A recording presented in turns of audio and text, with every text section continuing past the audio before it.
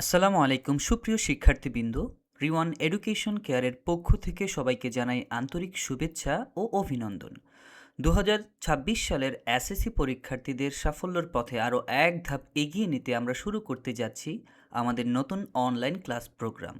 এই ক্লাসগুলোতে থাকবে অভিজ্ঞ শিক্ষকের পাঠদান, সহজ ও গোছানো নোট, নিয়মিত অনুশীলন, মডেল টেস্ট এবং পরীক্ষা ভিত্তিক পূর্ণ প্রস্তুতি।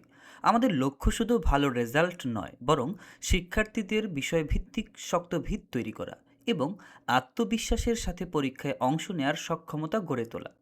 যারা 2026 সালের এসএসসি পরীক্ষায় সেরা প্রস্তুতি নিতে চাও, তাদের জন্য এই অনলাইন ক্লাস হতে পারে একটি নির্ভরযোগ্য সঙ্গী। আজই যুক্ত হও, নিজের ভবিষ্যৎ গড়ার যাত্রায় শুরু করো রিওয়ান এডুকেশন কেয়ারের সাথে। বলেছি যে আজকে আমাদের আলোচ্য বিষয় হচ্ছে কানেক্টরস অথবা লিঙ্কিং ওয়ার্ড। আচ্ছা, কানেক্টরস অথবা লিঙ্কিং ওয়ার্ড বলতে আমরা কি বুঝি, অথবা কানেক্টরস লিঙ্কিং ওয়ার্ড কাকে বলে? কানেক্টরস অথবা লিঙ্কিং ওয়ার্ড কাকে বলে যদি এটার সংজ্ঞায় আমরা ব্যাখ্যা করতে যাই, সেক্ষেত্রে দেখুন, কানেক্টর বা লিঙ্কার্স বলতে সেই শব্দ বা শব্দ সমষ্টিকে বোঝায় যা দুটি শব্দ, বাক্য বা অনুচ্ছেদের মধ্যে যৌক্তিক সংযোগ স্থাপন করে। খেয়াল করুন, আমি আবার বলছি, কানেক্টর বা লিঙ্কার্স বলতে সেই শব্দ বা শব্দ সমষ্টিকে বোঝায় যা দুটি শব্দ, বাক্য বা অনুচ্ছেদের মধ্যে যৌক্তিক সংযোগ স্থাপন করে। এখন শব্দ কোনটা? আসলে শব্দ বলতে কি বুঝি? যেমন আই হচ্ছে একটা শব্দ, আর I was ill so I did not go. প্রত্যেকটা শব্দ মিলিয়ে একটা শব্দ সমষ্টি হয়েছে। হুম এখন এই দ্বিতীয় কন্ডিশনে আমরা দেখতে পাচ্ছি দুটি শব্দ, বাক্য বা অনুচ্ছেদের মধ্যে যৌক্তিক সংযোগ স্থাপন করে। এখন দুটি বাক্য কোনগুলো আমরা দেখিনি। আই ওয়াজ ইল এটা হচ্ছে একটা বাক্য, আই ডিড নট গো এটা হচ্ছে আরেকটা বাক্য। তাহলে সংজ্ঞা অনুযায়ী আমাদের দুটি শব্দ পেলাম। এখন কথা হচ্ছে যৌক্তিক সংযোগ স্থাপন করেছে কোন বাক্যটি? দেখুন, সো এটা হচ্ছে যৌক্তিক সংযোগ স্থাপনকারী বাক্য। I was ill so I did not go, এটা হচ্ছে লিঙ্কার্স বা কানেক্টর। আমি আপনাদের সুবিধার্থে আমি প্রত্যেকটা বাংলা করে দিয়েছি। আমি যদি এটাকে বাংলায় ট্রান্সলেট করতে চাই, সেক্ষেত্রে আমরা দেখতে পাই আমি অসুস্থ ছিলাম, ড্যাশ আমি বাজারে যেতে পারিনি। আচ্ছা, আমরা বলুন তো এটাকে একটু সুন্দর মতো আমরা একটু ব্যাখ্যা করলে, বা এটাকে যদি আমরা সুন্দর মতো বলতে যাই, সেক্ষেত্রে আমরা কি বলতে পারি? আমি অসুস্থ ছিলাম তাই বাজারে যেতে পারিনি। আচ্ছা বলুন তো, এই তাই, তাইয়ের ইংরেজি ওয়ার্ডটা কি? সো। খুব মজা না? চলুন আমরা আরও কয়েকটা প্র্যাকটিসের মাধ্যমে আমাদের ল্যাকিংসগুলো সমাধান করে নিই। আচ্ছা, কানেক্টরের কিছু উদাহরণ নিয়ে আলোচনা করা হলো। দেখুন, উম, আমি প্রথমে ইংলিশটাই পড়ছি। He went to market dash bought a book. আচ্ছা, এটাকে যদি আমরা বাংলায় ট্রান্সলেট করতে যাই, সেক্ষেত্রে আমরা কি দেখতে পাই? সে বাজারে গেল ড্যাশ একটি বই কিনলো। আচ্ছা, আমরা যদি এটাকে সুন্দর মতো বলতে যাই, সেক্ষেত্রে আমরা বলতে পারি সে বাজারে গেল এবং একটি বই কিনলো।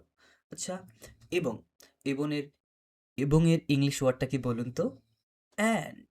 খুব সহজেই আমরা যদি কোনো একটা এই অনুচ্ছেদ বা কোনো একটা ইংরেজি ওয়ার্ডের বাংলাটা জানি, সেক্ষেত্রে আমরা এই যে কোনো ইংলিশ ট্রান্সলেট করতে পারি খুব সহজেই। আচ্ছা, আরেকটা আরেকটা উদাহরণ দেখি। The house is beautiful, it is very chip. আচ্ছা, এটার বাংলাটা হচ্ছে বাড়িটি সুন্দর ড্যাশ এটি বেশ সস্তা। এটাকে যদি আমরা সুন্দর মতো বলতে যাই, সেক্ষেত্রে বাড়িটি সুন্দর। আচ্ছা, তাছাড়া এটি বেশ সস্তা।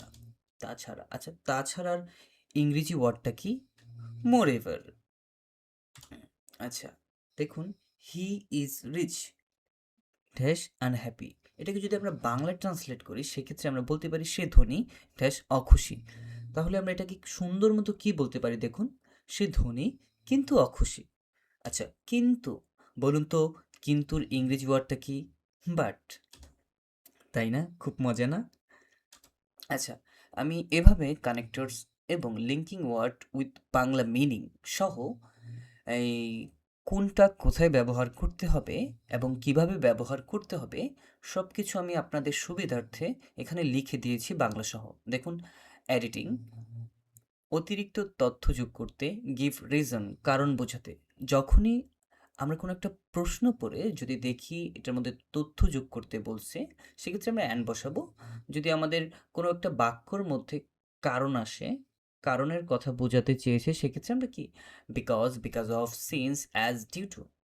আমি আপনাদের আপনাদেরকে আপনাদের সুবিধার্থে আমি অনেকগুলো কানেক্টর লিখে দিয়েছি এখানে। আপনারা অবশ্যই এগুলো লিখে নেবেন, প্রত্যেকটা জিনিস নোট করে ফেলবেন। সেক্ষেত্রে আপনাদের পড়ার গতি আরও দৃঢ়তা হবে, আরও বাড়বে ইনশাআল্লাহ আশা করি। দেখুন, showing result, contrast, condition, time, example, conclusion, তুলনা করতে, উদ্দেশ্য বোঝাতে, প্রত্যেকটা দিয়ে দিয়েছি আমি। আপনারা ভিডিও পজ করে এগুলো লিখে নিবেন আপনাদের খাতায়। দেন দেখেন, বাংলা অর্থসহ ইংরেজি কানেক্টর প্র্যাকটিসের জন্য আমি 16টা প্র্যাকটিস দিয়ে দিয়েছি। আপনারা এগুলো যদি প্র্যাকটিস করেন, ইনশাল্লাহ পরীক্ষার মধ্যে আপনারা অনেক ভালো করতে পারবেন।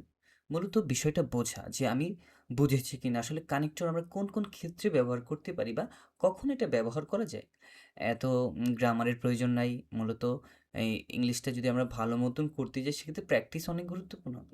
আমি কয়েকটা বলে দিচ্ছি। I like tea and coffee, এটার বাংলাটা কি? আমি চা এবং কফি পছন্দ করি। দেখেন, I like tea and coffee দুটি শব্দ।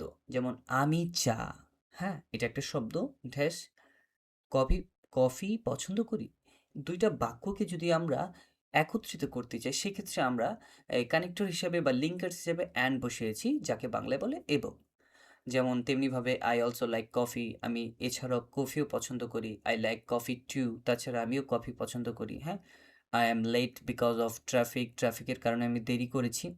হ্যাঁ, আপনাদের সুবিধার্থে আমি এগুলো তো দিয়েছি এবং এই দেখুন, আমি কয়েকটা অনুচ্ছেদও দিয়েছি আপনাদেরকে।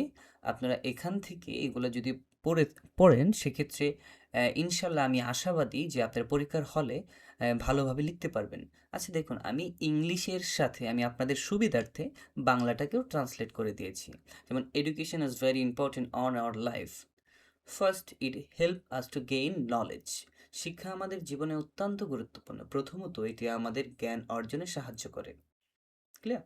এভাবে আপনারা প্রতিটা বিষয়কে যদি খেয়াল করে দেখেন, সেই ক্ষেত্রে দেখবেন যে এটা আপনাদের কাছে অনেক ইজি হয়ে গেছে ইনশাল্লাহ। উম, কথা না বাড়িয়ে আমি সামনের দিকে যাই। Important of tree plantation, important of time, important of youth, I mean life. এগুলো দিয়ে দিয়েছি। আপনারা অবশ্যই ভিডিও পজ করে লিখে নেবেন। আর যেটা না বুঝেন, সেক্ষেত্রে আপনারা আমাকে আমার এই কন্টাক্ট মধ্যে আমাকে আপনি ফোন করতে পারেন, লাস্টে 43। আর হোয়াটসঅ্যাপও করতে পারেন, অথবা ইমেলও করতে পারেন, আর ফেসবুকে নক করতে পারেন। যদি না বুঝেন, আমি যদি আপনাদেরকে ভালো মতন বোঝাতে পারি, ধন্যবাদ। আবারও আসবেন। আমাদের চ্যানেলকে ফলো করবেন, রিওয়ান এডুকেশন কেয়ারের, কেয়ার যে চ্যানেলটা আছে আমাদের, সেই চ্যানেলকে। আজকে কথা না বলে এতটুকুই। ধন্যবাদ।